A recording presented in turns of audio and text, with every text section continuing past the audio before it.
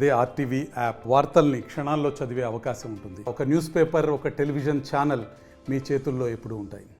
ఈరోజు నాకు చాలా ఆనందంగా ఉంది. నిజంగా నేను ఈ 300 రోజులు ఇంత దిగ్విజయంగా పూర్తి చేసుకున్నందుకు ఈరోజు నాతో పాటు నడిచే కార్యకర్తలు గాని, తెలుగుదేశం పార్టీ నాయకులు గాని, కుటుంబ సభ్యులు అందరూ చాలా గర్వపడుతున్న రోజు ఇది. ఎందుకంటే తెలుగుదేశం పార్టీ అంటేనే సంక్షేమ పథకాలు, అభివృద్ధి. తెలుగుదేశం పార్టీ అంటేనే ఆంధ్రుల ఆత్మ గౌరవం. తెలుగుదేశం పార్టీ స్థాపించి 40 సంవత్సరాలు పైచిలుకు అవుతున్న సందర్భంగా అన్న నందమూరి తారక రామారావు గారు ఇది స్థాపించారు. ఆయన ఏదైతే నినాదం కూడు గుడ్డ నీడ అనే నినాదంతో బడుగు బలహీన వర్గాల కోసం, ఆంధ్ర రాష్ట్ర అభివృద్ధి కోసం, ఆంధ్రుల ఆత్మ గౌరవం కోసం, అలాగే సంక్షేమ పథకాలని ప్రవేశపెట్టడం జరిగింది. ఇప్పుడు ఇంతకు ముందు మన పెద్దలు చెప్పినట్లు హైదరాబాద్ లో ఉన్న మన పార్టీ ఆఫీసులో నిత్యం అన్నదాన కార్యక్రమం జరుగుతుంది. దానికి కంటిన్యూషన్ గా 14-19లో నారా చంద్రబాబు నాయుడు గారు అన్నా క్యాంటీన్ ని ఆయన మానస పుత్రిగా తీసుకొని అన్నా క్యాంటీన్ ని ప్రవేశపెట్టడం జరిగింది. అయితే తదుపరి వచ్చిన ప్రభుత్వం, ఈ వైసీపీ ప్రభుత్వం, జగన్మోహన్ రెడ్డి గారు నిరంకుశత్వంగా పేదవాడి పొట్టను కొట్టి ఈ అన్నా క్యాంటీన్ ని ఆపేయడం జరిగింది.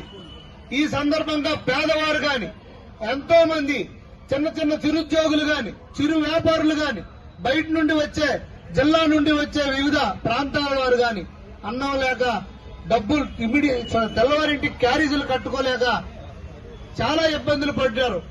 ఈ సందర్భంగా మొన్న ఏప్రిల్ 20వ తారీఖున నారా చంద్రబాబు నాయుడు గారు పుట్టినరోజు సందర్భంగా మేము ఈ అన్నా క్యాంటీన్ కార్యక్రమాన్ని చేపట్టడం జరిగింది.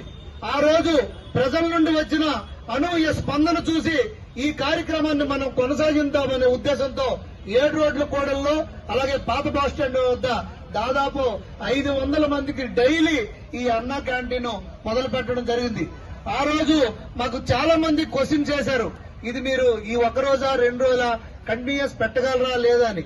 అయితే మేము ఆ రోజే ఏదైతే మా చంద్రబాబు నాయుడు గారి నినాదం ఉందో, కష్టపడే తత్వం, నిజాయితీ, అలాగే ముందు చూపు, వీటన్నిటిని మేము మా వంట పట్టించుకొని ఆ నినాదంతోనే అన్నా క్యాంటీన్ చంద్రబాబు నాయుడు గారి మానసపుత్రిగా, రాబోయే ప్రభుత్వం తెలుగుదేశం, కాబోయే ముఖ్యమంత్రి నారా చంద్రబాబు నాయుడు గారు అని పూర్తి విశ్వాసంతో ఆయన మళ్లీ అన్నా క్యాంటీన్ పునఃప్రారంభిస్తారనే నమ్మకంతో, అలాగే ఆయన కూడా వివిధ సభల్లో కూడా ప్రకటించడం జరిగింది.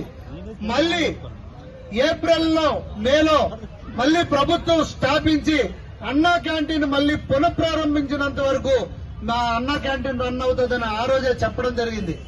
అయితే ఆ రోజు నుండి ఈ రోజు వరకు ఎన్ని ఒడిదుడుకులు ఎదురైనా, మాకు వాతావరణం సహకరించకపోయినా, బంధువులు వచ్చినా, మా నాయకుడిని జైల్లో పెట్టినప్పుడు కూడా మేము తొనకలేదు, బెనకలేదు.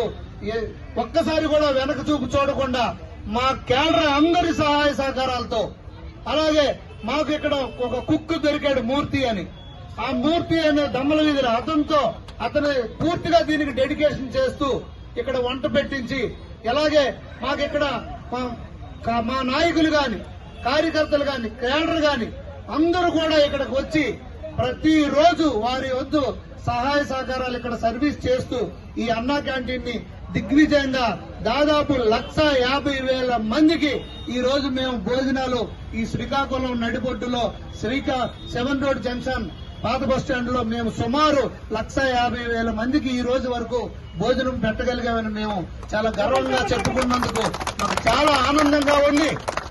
నిన్న లోకేష్ బాబు గారు కూడా వచ్చారు, ప్రజలు బ్రహ్మరథం పెట్టారు.